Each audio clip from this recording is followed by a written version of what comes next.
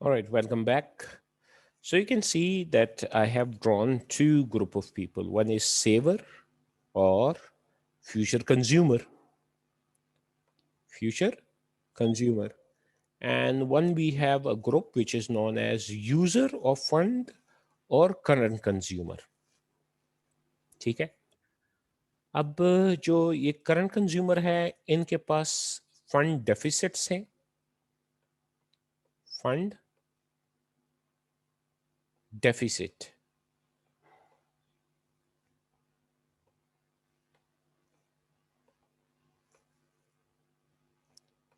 Fund deficits हैं जो current consumer है या यूजर है, और इनके पास है फंड सरप्लस. Fund surplus. ठीक है. सरप्लस। अच्छा, फंड सरप्लस का क्या मतलब है बेटा? सर इन्होंने सेविंग की है तो इनके पास फंड्स हैं, अनयूटिलाइज्ड फंड्स हैं। यानी इनका जो इनकम है वो इतनी ज्यादा थी कि इन्होंने जो अपनी करंट यस। कंजम्पशन है वो कंप्लीट कर दी है, और इसके बाद इनके पास अभी भी कुछ फंड्स हैं जो कि इनकी करंट ज़रूरत में नहीं है, इमीडिएट, यानी उस पर ज़रूरत नहीं है. ठीक है. उन्होंने क्या कर दिया, उनके पास फंड सरप्लस है. जो करंट कंज्यूमर है या यूज़र ऑफ फंड है, उसको हम कहते हैं कि they are in fund deficit. Fund deficit का क्या मतलब है कि उनकी अपनी इनकम इतनी नहीं है कि उनकी वो जो करंट ज़रूरत है वो उसमें पूरे हो सकें. ठीक है. अब जो ये जो ठीक। फंड डेफिसिट्स हैं, what they would require, they will required funds from the future consumer और the sir people who are with the fund plus fund. Surplus. यानी उनको क्या, वो अब क्या करेंगे? अब आपके ख्याल में इनको how would they interact, you can से अट्रैक्ट. अच्छा, ये जो कंजम्पशन है ये फुल कंजम्पशन ऐसे नहीं है कि खा लिया, खाने वाला कंजम्पशन नहीं है. ठीक है. ये इस तरह कंजम्पशन है, फॉर एग्जांपल द यूजर इन, किसी ने ज़मीन खरीद ली तो वो ज़मीन टोटली कंज्यूम नहीं हो रही. ठीक है. बिल्डिंग खरीद लिया या इस तरह जो रियल एसेट्स हैं उसकी हम बात कर रहे हैं. So obviously there is now an interaction, and this interaction will be established by financial market. And how does they, you can say, uh, create this interaction? उसके लिए हमने अभी जो पढ़ा वो ये है कि institution and procedure, how they bring these fund deficits and fund surplus people together.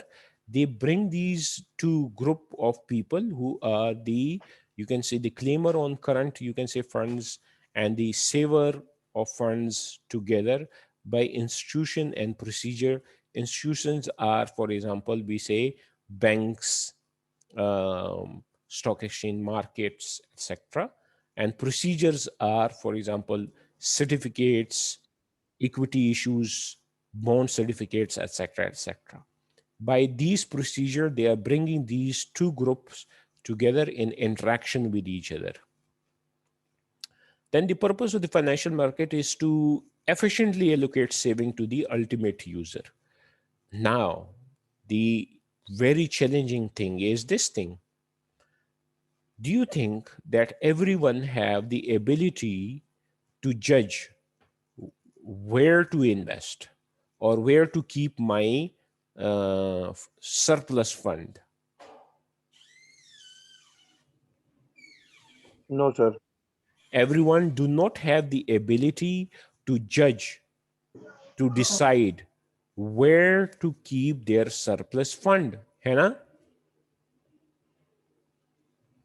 यानी यस यूजुअली, सर। अच्छा ये जो है ना, ये हमारी आप कह सकते हैं कि हमारे कल्चर में ये बहुत कम है. फॉर एग्जांपल, आप देखते हैं कि लोग के साथ कम कम जो सेविंग होती है, आपके ख्याल में वो कहाँ पे रखते हैं? पाकिस्तान कल्चर में अभी भी जो बैंकिंग इंडस्ट्री है वो कम यूटिलाइज. वैसे बैंकिंग घर पे। एक्सप्लाइटर भी हैं बैंक्स जो पाकिस्तान में काफ़ी एक्सप्लॉइट भी कर रहे हैं लोगों को. लेकिन फिर भी आप देखते हैं कि लोग ज़्यादातर जो है फंड्स कैश में अपने घर में रखते हैं. ठीक है. कैश में यस सर। अपने घर में रखते हैं, किसी संदूक में रख दिया, किसी तकिए के अंदर डाल दिया. लेकिन उसका नुकसान क्या होगा? उसका नुकसान इकोनॉमी की सर होता उस पे वो लोग कुछ अर्न नहीं कर रहे हैं। है। हाँ, they are not earning anything. Yes, They sir. have surplus funds which is not helping them in earning something extra, right? Because it is not in economic cycle. If you can say drain out the money out of the economic cycle, so it won't help you in generating, or you can say enhancing your wealth. So you need to contribute that extra amount of fund in economic cycle, so it will then help in generating economy and producing wealth. So if a person do not have his or her own ability, then they will be dependent upon some institution and procedure which will do this process on behalf of them. है ना? यानी Yes. For जी sir, example बिल्कुल। Yes sir. मुझे ये तो नहीं पता कि मैं कौन से बिजनेस में इन्वेस्ट करूं, लेकिन मुझे कुछ काम का पता है। फॉर एग्जांपल मुझे पता है कि एक शरिया कंप्लायंट बैंक्स हैं, इस्लामी बैंक्स हैं, उसमें कुछ वो हम मुझे ऑप्शन दे सकते हैं। इस्लामी बैंक मुझे कह रहे हैं कि अगर आप में रब्बुल माल बनते हैं तो मैं आपका मुदरिब बन जाऊंगा। तो एक तो मेरे पास ये ऑप्शन है। एक मेरे पास है ऑप्शन ब्रोकर का। ब्रोकर, मैं चला जाता हूँ ब्रोकर। ब्रोकर ऐसा बंदा होता है जिनको पता होता है कि पाकिस्तान में कौन कौन से कारोबार हो रहे हैं। ब्रोकर कौन होते हैं, किसी को आइडिया है? वो जो स्टॉक एक्सचेंज के ब्रोकर होते हैं, सर एजेंट्स होते हैं। एजेंट्स होते हैं। स्टॉक एक्सचेंज में क्या करते हैं आपके लिए? शेयर्स खरीदते बेचते सर हैं। उन्हें रेट्स वगैरह का पता होता होगा। हाँ, वो उनको शेयर्स का कारोबार करते हैं, शेयर्स खरीदना बेचना। अब देखें शेयर्स क्या है, किसी कारोबार में हिस्सा लेना है, ठीक है। अब फॉर एग्जांपल मुझे नहीं पता कि मैं कौन से शेयर्स खरीदूं। भाई भाई पाकिस्तान में कौन सा कारोबार अच्छा है, मुझे खुद नहीं पता। तो then who can help me out? The fund manager, Sir, broker. broker.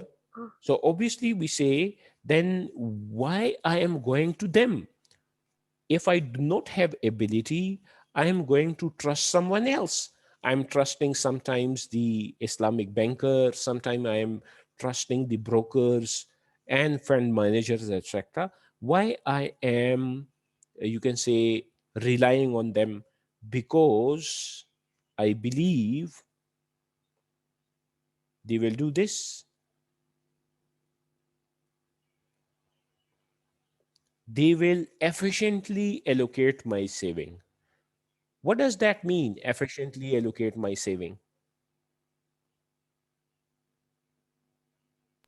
Sir efficient का यही मतलब है ना कि यानी कम टाइम में ज्यादा ज्यादा आउटपुट हो। हाँ, कम टाइम में प्रॉफिट। ज्यादा आउटपुट। पैसों के लिहाज से फिर क्या होगा?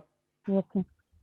हमने काम किया लेकिन और प्रॉफिट हमें ज्यादा। पैसों के हिसाब से ये, और वैसे अगर प्रोडक्शन के हिसाब से तो हाँ, कम टाइम में यानी या ज्यादा डिसीजंस, क्वांटिटी ठीक है। एफिशिएंसी। तो ये क्या है एफिशिएंट एलोकेशन? मतलब ये है कि they will, you can say, invest my funds in such of the economic sector which is efficiently working in the economy, which is efficiently producing wealth, rather than investing in economies which are less productive, less efficient. समझ आ गई? Yes sir. ठीक है, Sir. Okay. So moving further कि अब ये होगा कैसे? Now, how does the financial market works? The market where the funds are transferred from one to another, or you can say the instead of one to another, both purani slide hai, I haven't updated it. You can say a market where funds are transferred from the fund, you can say, surplus holder to the those who require funds, user of the funds, ठीक है, saver to the user of fund. Market where funds are transferred from the saver of the funds to the user of funds. Financial market are of, then you can say, are of two types: money market and capital market. G, any idea what is money market?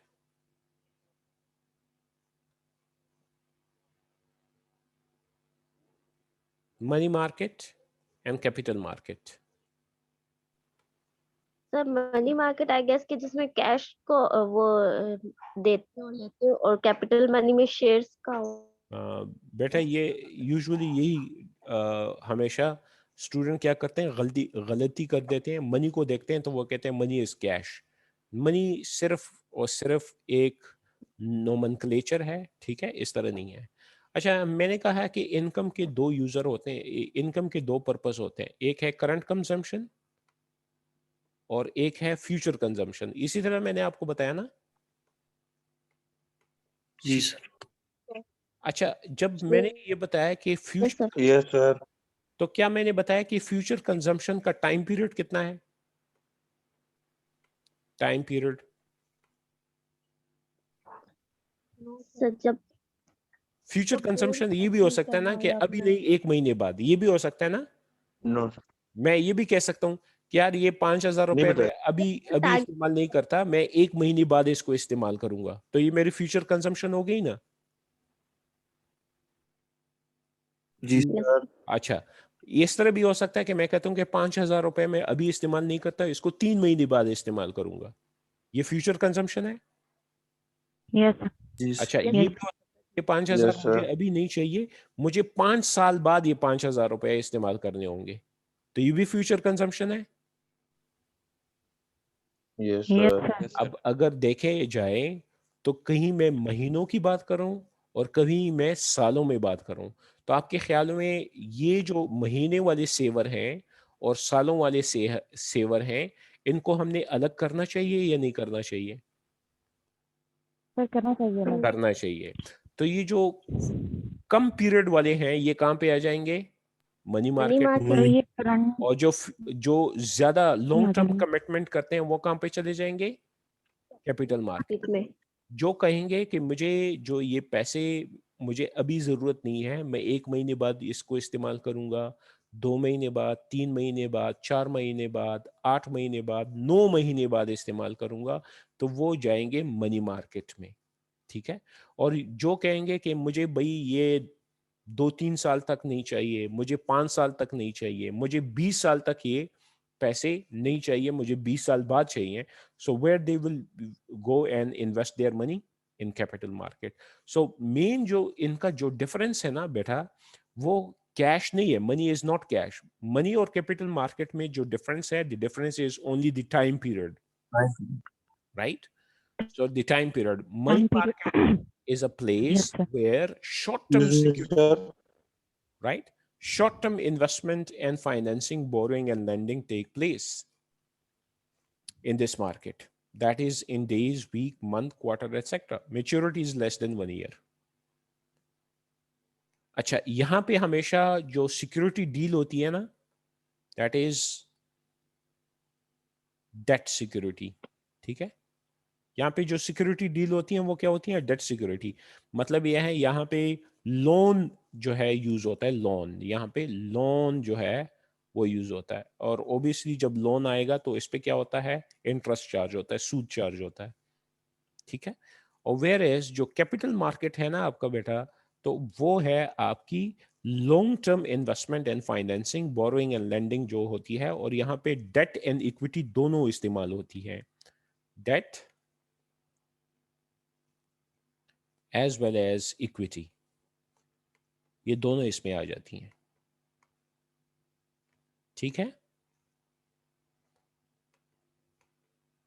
Yes yes sir. All right, so I am now announcing an assignment, ठीक है। Assignment क्या है? Everyone please note it down। फिर मुझे नहीं कहना कि sir हमें पता नहीं था। ओके नेक्स्ट जो आपका आएगा, बल्कि संडे तक, ठीक है, up to Sunday you have to upload your assignment regarding the instrument or securities that are dealt under money market and security that are dealt under capital market। आप लोगों ने क्या करना है? एक असाइनमेंट बनाना है और उस असाइनमेंट में आपने लिखना है कि मनी मार्केट की कौन कौन सी इंस्ट्रूमेंट हैं और उसमें किस तरह इन्वेस्टमेंट होती है, ठीक है, और कैपिटल मार्केट में कौन कौन सी इंस्ट्रूमेंट डील होते हैं और उसमें किस तरह इन्वेस्टमेंट होती है। ये आपकी है असाइनमेंट। समझ आ गई? काइंडली रिपीट कर देंगे, मेरा नेट इशू हो रहा था, मैंने डाटा कनेक्ट किया था। You are assigned a task that you are required to, you can say, find out the instrument that are dealt under money market and the instrument or financial securities that are dealt under the capital market. So you need to show me in that assignment PPTs आप बताएंगे, ठीक है, PPTs, और उसकी presentation भी मैं लूंगा coming class में, ठीक है। संडे तक आप अपलोड कर देंगे तो नेक्स्ट वेडनेसडे में आई will be taking, you can से, प्रेजेंटेशन रेंडमली। आप में से किसी को भी कॉल कर सकूंगा। स्लाइड आप लोगों ने पहले से अपलोड की होंगी, वो मैं यहाँ से स्लाइड चला दूंगा and you will be required to present, ठीक है। So what are the instrument that is dealt in the money market, वो कौन कौन सी इंस्ट्रूमेंट है, उसमें कैसे इन्वेस्टमेंट होती है, and the instrument of the capital market, वो कौन कौन सी हैं और उसमें किस तरह इन्वेस्टमेंट होती है, ठीक है।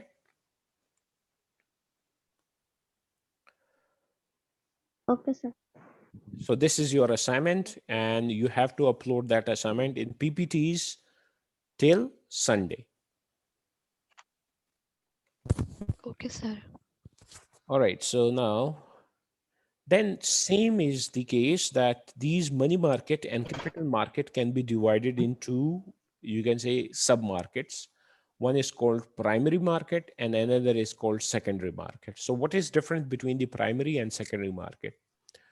The primary market is a place where the security is issued for the very first time. A market where a new security is bought or sold for the first time, a new issue market. And what is secondary market? A market for the existing or used security rather than new issue. For example, security instrument traded on stock exchange. Difference क्या है? For example, आपको मैंने बताया था कि आपको नई गाड़ी चाहिए, नई गाड़ी लेने के लिए आप कहाँ जाएंगे? शोरूम में जाएंगे। Very good. आप चले जाएंगे शोरूम में और वहां पे आप बुकिंग करेंगे, है ना, या रेडीली अवेलेबल है वो आप खरीद लेते हैं। अच्छा, अगर आप कहते हैं कि नहीं मुझे नई गाड़ी नहीं चाहिए, स्लाइटली यूज्ड गाड़ी चाहिए, तो आप कहाँ जाएंगे?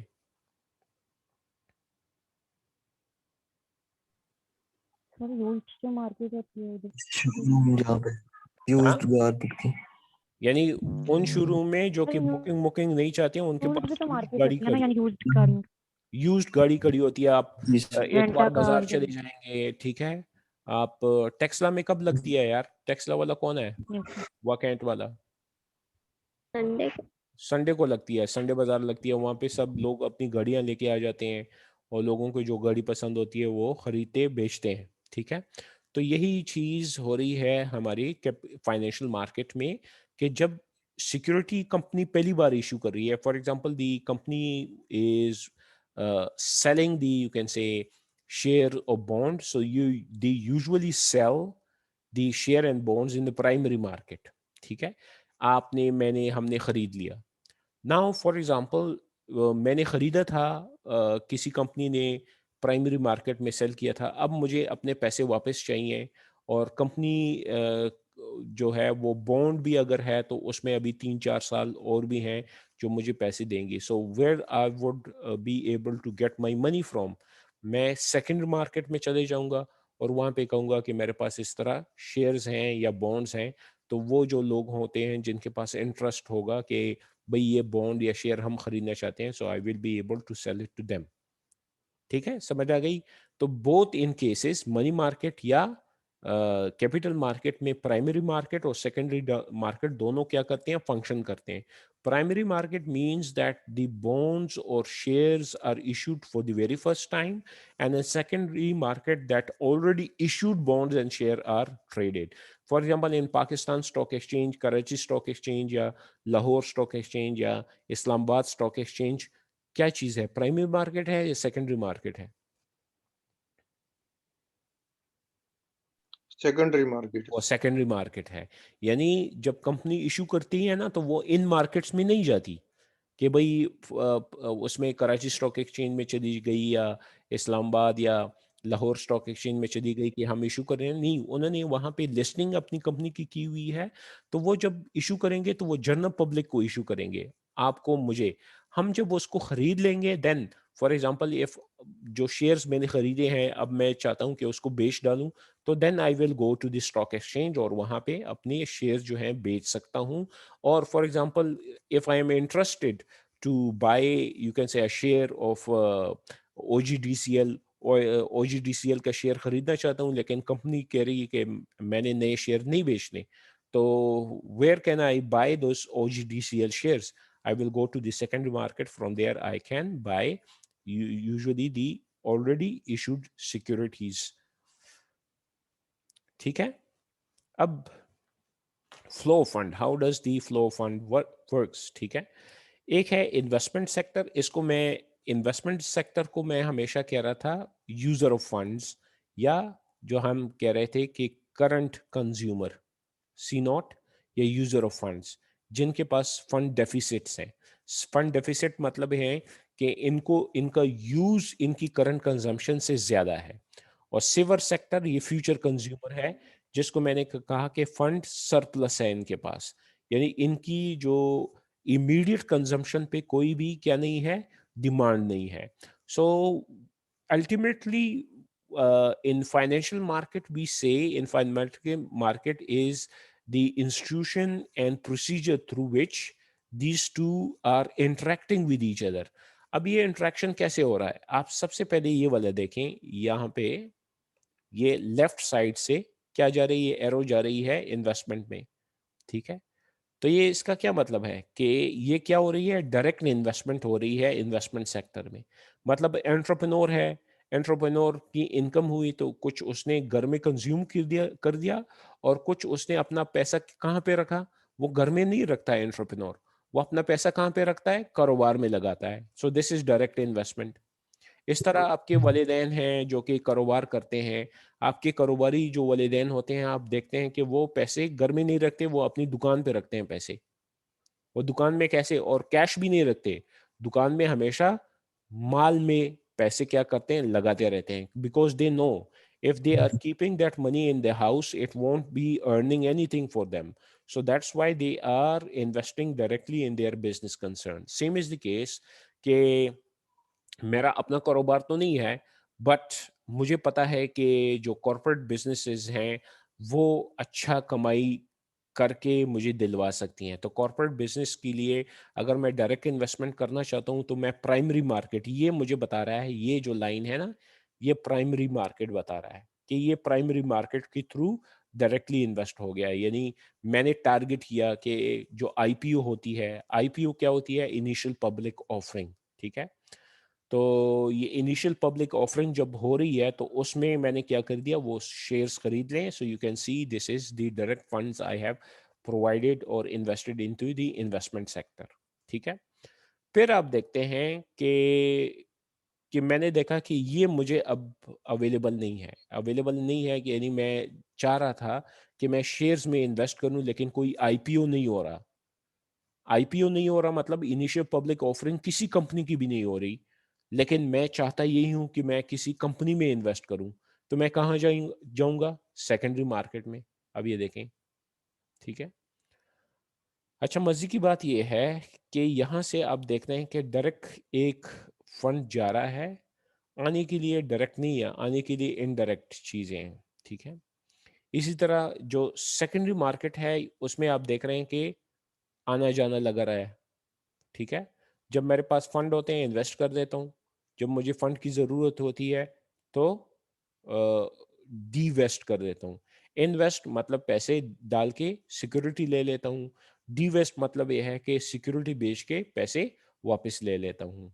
ठीक है, इसी तरह ये जो इन्वेस्टमेंट सेक्टर है, कभी कभार इसकी डायरेक्ट एक्सेस नहीं होती इन सेवर के पास। दे कैन नॉट फाइंड कि वो सेवर कहाँ पे है।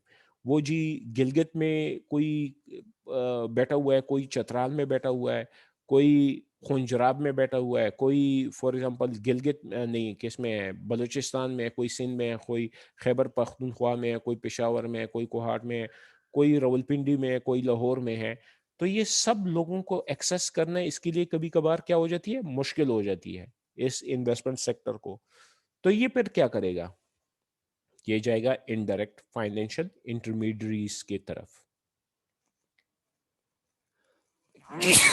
Sorry. So same is the case के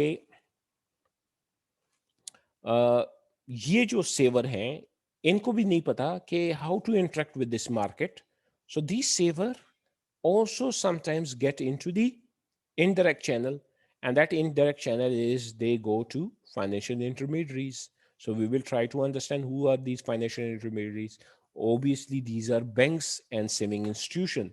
So in banks you can find out different people from all around the, you can say, country are investing in this one place. For example Allied Bank में उन्होंने पैसे रख दिए, मुस्लिम commercial bank में पैसे रख दिए, तो ये पैसे पूल हो रहे हैं एक जगह पे, और एक जगह पे पूल हो रहे हैं। तो ये इन्वेस्टमेंट सेक्टर देखता है कि यार ये लोग जो हैं काफी डिस्पर्स पड़े हुए हैं, इनसे पैसे लेना मेरे लिए मुश्किल है, तो वो फाइनेंशियल इंटरमीडियरी के पास चले जाएगा जहां पे पहले सी पैसे क्या हो चुके हैं, पूल हो चुके हैं। पूल होने का क्या मतलब है, कोई बता सकता है? पूल होना इकट्ठे इकट्ठे हो गए। Yes, sir. Very good. यानी यहाँ पे क्या कह रहे हैं, सेविंग मैंने कहा ना कि कोई पेशावर में है, कोई रावलपिंडी में है, कोई लाहौर में है, तो किसी के ज्यादा पैसे किसी के कम पैसे। लेकिन अगर वो हम कहते हैं कि एलाइड बैंक में उन्होंने अकाउंट खोले हुए हैं, तो हम कहते हैं कि एलाइड बैंक में बहुत सारे लोगों ने अपने बैंक अकाउंट खोले होंगे, तो उन्होंने पैसे एलाइड बैंक में रखे हैं ना, तो एलाइड बैंक में क्या हो गए हैं, पैसे पूल हो गए हैं। तो what this investment sector can do, it can then go and interact with allied bank कि यार हमें लोन चाहिए, हमें इन्वेस्टमेंट चाहिए वगैरह, ठीक है, या फाइनेंसिंग चाहिए। Same is the case financial brokers, ठीक है, फाइनेंशियल ब्रोकर्स। अभी फाइनेंशियल ब्रोकर के लिए भी आप देखते हैं कि सेविंग सेक्टर से भी फाइनेंशियल ब्रोकर की तरफ लोग जाते हैं, और ये इन्वेस्टमेंट भी फाइनेंशियल ब्रोकर भी इन्वेस्टमेंट सेक्टर की तरफ जाता है। तो sometimes the you can say the saving sector provide their money to the financial broker, and then financial broker is then on their behalf is investing in the investment sector. अच्छा, दूसरा आप ये financial intermediary देख रहे हैं कि financial intermediary जो है वो 3 जगह पे इंटरेक्ट कर रहा है, सेकेंडरी मार्केट में भी कर रहा है, फाइनेंशियल ब्रोकर के साथ भी कर रहा है, और इन्वेस्टमेंट सेक्टर के साथ भी कर रहा है। ठीक है, now let's see one by one what is the investment sector. अब इन्वेस्टमेंट सेक्टर क्या क्या हो सकती है, बिजनेस हो सकते हैं, गवर्नमेंट हो सकते हैं, हाउस होल्ड हो सकते हैं। How can business is investment sector, और इसमें तो कोई फर्क शुबा नहीं है ना कि बिजनेस हमेशा इन्वेस्टमेंट सेक्टर होता है। यानी बिजनेस को हमेशा कोई इक्विपमेंट चाहिए होती है, कोई मशीनरी चाहिए होती है, एडवांसमेंट के लिए कंप्यूटर्स चाहिए होते हैं, मुख्तलिफ इस तरह बिल्डिंग चाहिए होती है जिसपे वो ऑपरेट करके इकोनॉमी जनरेट कर सके। How the government could be consider as investment sector. आपके ख्याल में गवर्नमेंट में हम इन्वेस्ट कर सकते हैं? यस सर, गवर्नमेंट के भी काफी प्रोजेक्ट्स होते हैं और मैक्सिमम हाँ, यानी you can find out sometimes the government is also in deficit of fund. यानी गवर्नमेंट ये देखती है कि अब उन्होंने कुछ प्लान्स करने हैं, उन्होंने प्रोजेक्ट करने हैं, हॉस्पिटल बनाना है, उन्होंने एयरपोर्ट बनाना है, उन्होंने मेट्रो बनाने हैं, उन्होंने और इंफ्रास्ट्रक्चर क्या करना है, बिल्ड करने हैं, ये डैम बनाने हैं, तो उसके लिए उनको फंड चाहिए। तो वो फंड्स क्या करते हैं, यूजुअली जनरल पब्लिक से फिर इकट्ठी करती है, so that government become, you can say, ultimate investment sector as well, कि लोग गवर्नमेंट में भी इन्वेस्ट कर सकते हैं। गवर्नमेंटल बॉन्ड्स होते हैं, गवर्नमेंट ट्रेजरी बिल्स होते हैं, both in the money market and capital market government की भी जो है वो डेफिसिट पूरी होती है। दूसरा है हाउस होल्ड्स। अब हाउस होल्ड कैसे इन्वेस्टमेंट सेक्टर है भाई? हाउस होल्ड कैसे इन्वेस्टमेंट सेक्टर है?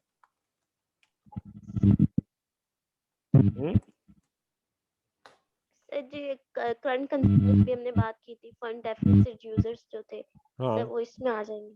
हाँ, वो कैसे investment Household sector house hold वाले कैसे इन्वेस्टमेंट सेक्टर में आ जाएंगे ना, उसको क्या चाहिए हाउस होल्ड वालों को, उसको सब्जी चाहिए, सब्जी के लिए पैसे नहीं है तो वो इन मार्केट में से पैसे ले सकते हैं।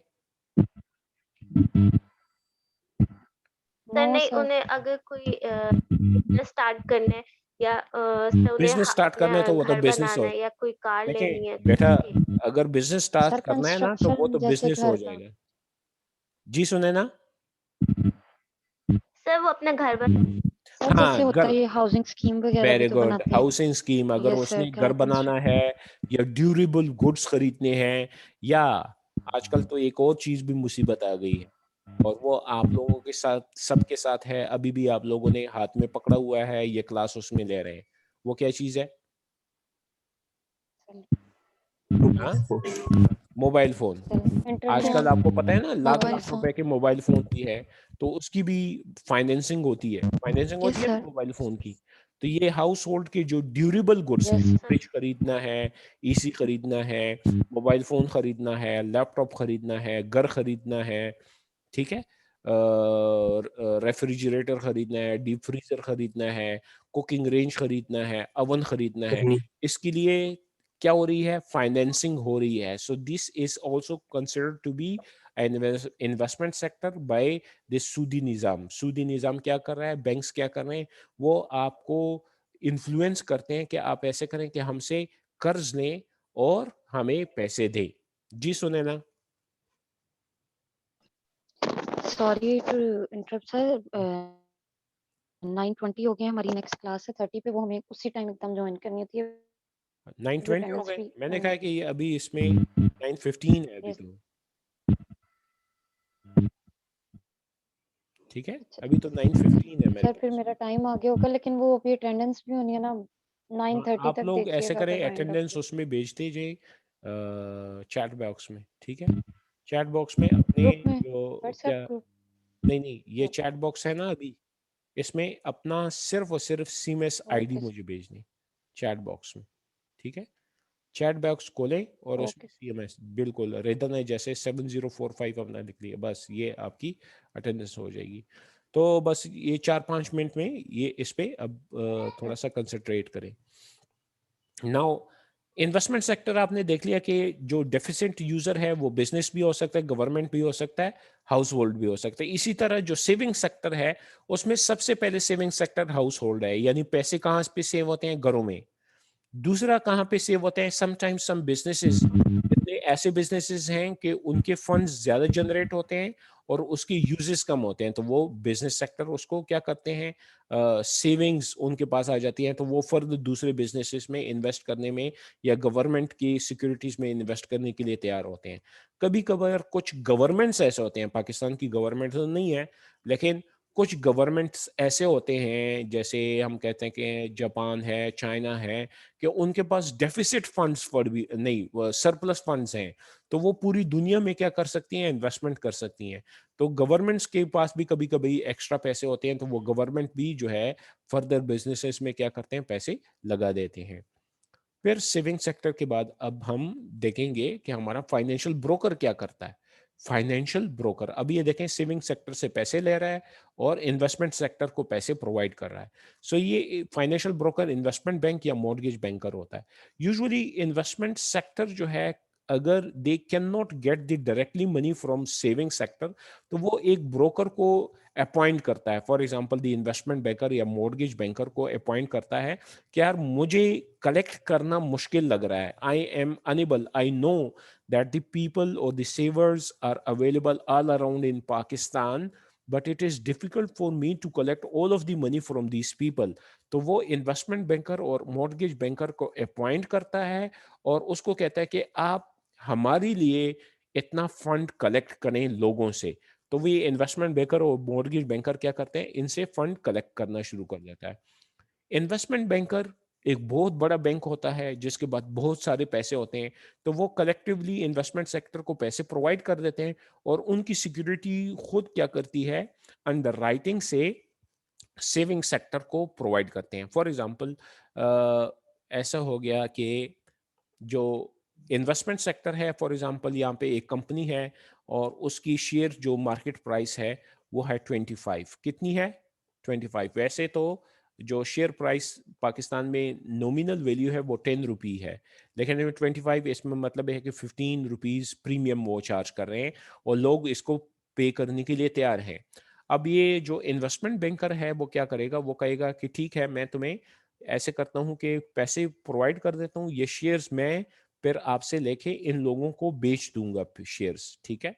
लेकिन अब क्योंकि 25 रुपए आप इससे ले रहे हैं तो आपको हम देंगे 22.5। आपको कितने देंगे? 22.5 देंगे, लोगों से 25 लेंगे। ये क्यों किया इन्होंने? शेयर की प्राइस है 25, आपको हम 22.5 देंगे, लोगों से हम 25 लेंगे। ये जो यहाँ पे जो डिफरेंस है इसको कहते हैं अंडरराइटिंग कमीशन। वो इसकी जो कलेक्शन फी है वो हो जाएगी। यानी मैं जो काम कर रहा हूँ मुझे अपने काम के पैसे मिलने चाहिए ना, तो ये जो इन्वेस्टमेंट बैंकर है दे चार्ज लाइक दैट, ठीक है। वो हो सकता है 5 रुपए चार्ज करे, हो सकता है 10 रुपए चार्ज करे, इट डिपेंड्स कि वो कितना सक्सेस कहता है कि आपका जो शेयर इशुएंस है इन प्राइमरी मार्केट, ये प्राइमरी मार्केट में हो रहा है, कीप इट माइंड कि प्राइमरी मार्केट में आप शेयर इशू कर रहे हैं, how successful it would be. Same is the case with the mortgage bank. Mortgage bank भी इन्वेस्टमेंट बैंकर की तरह होता है, लेकिन मॉर्गेज बैंक क्या करता है, सिक्योर्ड करता है, यूजुअली लोन प्रोवाइड करता है, यानी बॉन्ड्स हैं, बॉन्ड्स लेके एक बिल्डिंग या इस तरह की इमूवेबल सिक्योरिटी को सिक्योर करके बॉन्ड्स इशू करता है, या बॉन्ड जो है इंटरेक्ट करता है, वो भी अंडर राइटिंग लेता है। Both the investment and mortgage banker are very big banks and they provide lump sum money to the investment sector and then they collect that money from the saving sector. लेकिन ये money जरूरी नहीं है कि saving sector से collect करें, छोटे छोटे बैंक से भी वो कलेक्ट कर सकते हैं।